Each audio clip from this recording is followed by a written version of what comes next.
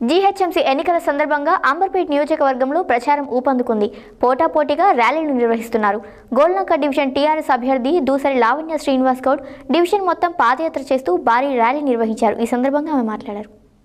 GHMC ఎన్నికల సందర్భంగా అంబర్పేట్ నియోజకవర్గంలో ప్రచారం ఊపందుకుంది. పోటాపోటీగా ర్యాలీలు నిర్వహిస్తున్నారు.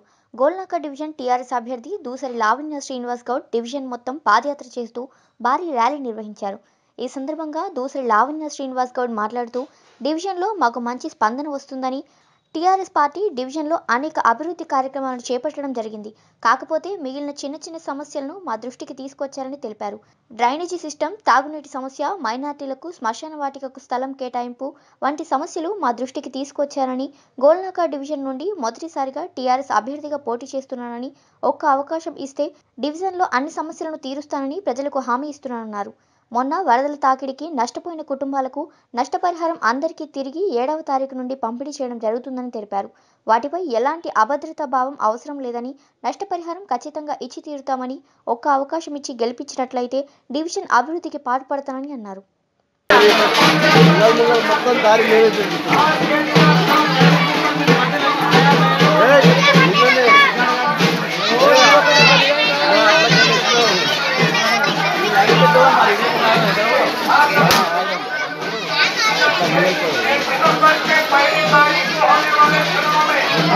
పేరు దూసరి లావణ్య శ్రీనివాస్ గౌడ్. మాది గోల్నాక డివిజన్ గడపకు వెళ్ళి ప్రచారం చేస్తున్నాము. అందరికి స్పందన చాలా బాగుంది. అక్క చెల్లెలకు, అన్నదమ్ములు, పెద్దలు అందరి సహకారం బాగా ఉంది. ఖచ్చితంగా గెలిచి తీరుతాము. కారు గుర్తుకి ఓటేసి మమ్మల్ని ఇంకా ప్రోత్సాహంతో గెలిపించండి. Thank you. ఈరోజు పాదయాత్రలో లాస్ట్ రోజు సందర్భంగా మేము గోల్నాక డివిజన్ టీఆర్ఎస్ అభ్యర్థిగా దూసరి లావణ్య శ్రీనివాస్ గౌడ్ మేము ఈ డివిజన్లోని అన్ని బస్తీలలో పాదయాత్రలు నిర్వహించడం జరిగింది గతంలో ఈ వారం రోజులుగా. అదేవిధంగా మాకు చాలా సమస్యలు మా దృష్టికి రావడం జరిగింది. మేజర్ సమస్యలు ఏంటంటే వాటర్ డ్రైనేజ్ సమస్య కొన్ని దగ్గరలో, అది కూడా కొన్ని దగ్గరలో ఉంది. అదేవిధంగా స్ట్రీట్ లైట్ సమస్య, చిన్నవి అవి. అదేవిధంగా రిటర్నింగ్ వాల్ సమస్య అట్లే ఇంకోటి మైనార్టీ సోదరులు కూడా మన శ్మశాన వాటికి సంబంధించినవి వాళ్ళు నా దృష్టికి తీసుకురావడం జరిగింది. అదేవిధంగా హిందువులకు సంబంధించి కూడా కొంతమంది డబుల్ బెడ్రూమ్లకు సంబంధించి కూడా కొంచెం నన్ను అడగడం జరిగింది. మన ప్రభుత్వం నిన్న ముఖ్యమంత్రి కేసీఆర్ గారు మనకి ఆల్రెడీ ఓపెన్గా చెప్పడం కూడా జరిగింది. వరద బాధితులకు ఏదైతే పెండింగ్ ఉన్నాయో కంపల్సరీ వాళ్ళందరికీ 7వ తారీఖు తర్వాత వరద సాయం అందని వారందరికీ ఇచ్చే విధంగా ప్రభుత్వం, అది కేసీఆర్ గారే చెప్పారు కదా, కంపల్సరీ ఇస్తానని. తప్పకుండా ఇస్తారు.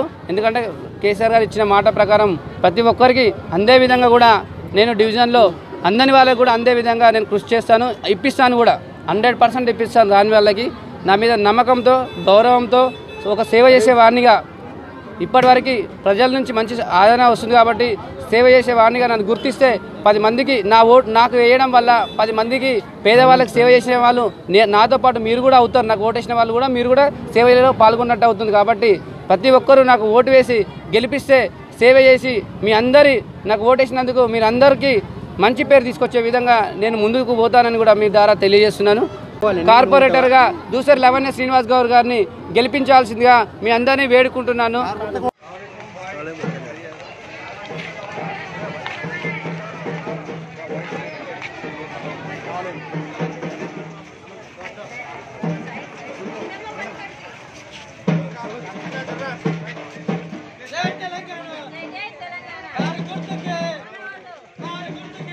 మా ఎమ్మెల్యే గారి సహకారం, మా ఇన్ఛార్జ్ ఎమ్మెల్యే గారు జయపాల్ యాదవ్ గారి సహకారంతో చాలా బ్రహ్మాండంగా మేము వర్క్ చేయడం జరిగింది. డివిజన్లో కూడా ఎక్కడ చూసినా కానీ అక్కలు, అన్నదమ్ములు, పెద్దలు, టీఆర్ఎస్ పార్టీ సీనియర్ నాయకులు, పార్టీలకు అతీతంగా కూడా నాకు ఈరోజు బీజేపీ, కాంగ్రెస్ తేడా లేకుండా కూడా నాకు మద్దతు పలుకుతుంటే నాకు చాలా సంతోషంగా ఉంది. పార్టీ ప్రతి ఒక్క కార్యకర్తలకి, ఇతర పార్టీల నాయకులకు కూడా నేను ధన్యవాదాలు తెలియజేస్తున్నాను. ఎందుకంటే నాకు మీద ఒక సేవ చేసే వాడినిగా నన్ను గుర్తించినందుకు, ఇలాంటి వారు రావాలని మీరు కూడా నన్ను ప్రోత్సహిస్తున్నందుకు ముఖ్యంగా మీ అందరికీ కూడా నేను ధన్యవాదాలు తెలియజేస్తున్నాను. ఇతర పార్టీ నాయకులకు కూడా.